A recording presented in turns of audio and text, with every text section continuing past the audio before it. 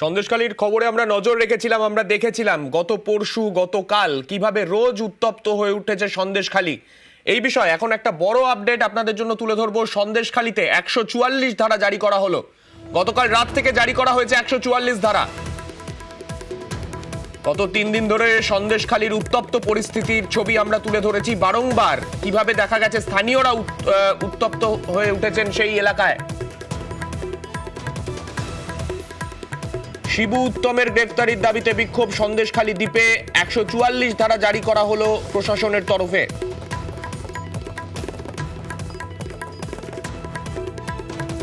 আমাদের সঙ্গে রয়েছেন আমাদের প্রতিনিধি অনুপের কাছে যাব। অনুপ, গোটা সন্দেশখালী দ্বীপেই কি এই 144 ধারা জারি হয়েছে, নাকি কোনো বিশেষ বিশেষ অঞ্চল যে জায়গাগুলো উত্তপ্ত হয়েছিল সেই জায়গায় 144 ধারা জারি?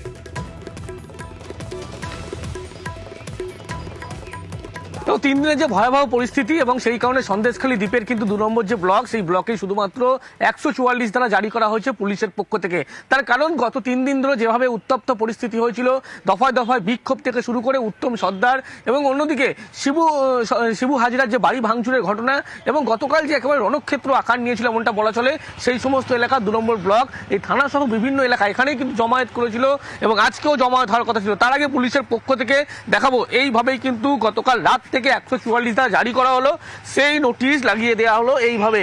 এবং সেখানে কিন্তু স্পেসিফিক মেনশন করা হচ্ছে 144 ধারা যে জারি করা হয়েছে বারাসাত সাব ডিভিশন। মূলত প্রশাসনের পক্ষ থেকে গত 3 দিন যে পরিস্থিতি হয়েছিল, দফায় দফায় যে উত্তেজনা, দফায় দফায় ভাঙচুর থেকে শুরু করে ভয়াবহ পরিস্থিতি, যার ফলে কিন্তু পুলিশের পক্ষ থেকে সন্দেশখালী দ্বীপের যে 2 নম্বর ব্লক, সেই 2 নম্বর ব্লকের কিন্তু প্রত্যেকটা এলাকায় এইভাবে 144 ধারা জারি করা হচ্ছে, যাতে কোনোভাবে অবৈধ জমায়েত থেকে শুরু করে কেউ কোনো বিক্ষোভ কর্মসূচি না করতে পারে, বাইরে থেকে কোনোভাবে কোনো ব্যক্তি যারা মিছিল বা বিক্ষোভ নিয়ে না এসে কোনো উস্কানিমূলক বক্তব্য দিতে পারে, মন্তব্য করতে পারে, সেই জন্যই পুলিশের পক্ষ থেকে এই বাড়তি পদক্ষেপ নেওয়া হচ্ছে। ইতিমধ্যেই পুলিশের পক্ষ থেকে বলা হচ্ছে গতকাল রাত 9টা থেকে অনির্দিষ্টকালের জন্য কিন্তু এই 144 ধারা জারি হয়েছে এবং আজকে এখানেই কিন্তু মূলত আন্দোলন হওয়ার কথা আছে দুপুর 1টা থেকে আবারও আজকে। কিন্তু তার আগেই পুলিশের পক্ষ থেকে এই বিষয়ে জিজ্ঞেস করবো, গতকাল আমরা দেখেছি কিভাবে পরিস্থিতি উত্তপ্ত হয়েছে, তার আগের দিন আমরা দেখেছি কিভাবে পরিস্থিতি উত্তপ্ত হয়ে উঠেছিল। আজকে সকাল থেকে তুমি ওখানে রয়েছো, সকাল থেকে কি পরিস্থিতি দেখতে পাচ্ছ গোটা এলাকার?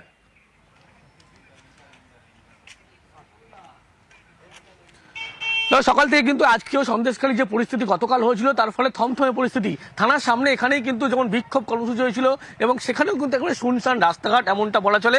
শুধুমাত্র পুলিশের বেশ কিছু টহলদারি থাকছে, এছাড়া কিন্তু এখনো সকাল থেকে সেরকম চিত্র লক্ষ্য করা যাচ্ছে না।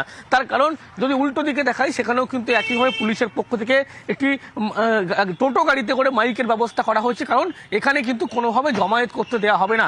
তার কারণ 144 ধারা জারি করা হচ্ছে, সেই কারণে বাজার দোকানঘাট কয়েকটি খোলা থাকলেও গত 3 দিন যা পরিস্থিতি, ভয়াবহ পরিস্থিতি ছিল, গতকাল যে পরিস্থিতি হয়েছিল, তারপরেই পুলিশের পক্ষ থেকে 144 ধারা জারি করা হলো, যার ফলে কিন্তু একেবারে এখানে আজকে বিক্ষোভকারী থেকে শুরু করে অন্যদিকে টুম্পা কয়াল, মৌসুমী কয়াল, যে কামদুনি থেকে যারা আসছে তারাও কিন্তু আসার কথা আছে এবং সেখানে তারা এসে পৌঁছতে পারে সে বিষয়ে যেমন দেখার পুলিশের পক্ষ থেকে দেখবে তারা বলা হচ্ছে। এবং বিক্ষোভকারী দুপুর 1টার পরে যারা বিক্ষোভ দেখানোর কথা, আদৌ তারা এখানে বিক্ষোভ করতে পারবে কিনা, পুলিশের পক্ষ থেকে কী পদক্ষেপ নেওয়া হয়, এই বিষয় কিন্তু খতিয়ে দেখা হবে।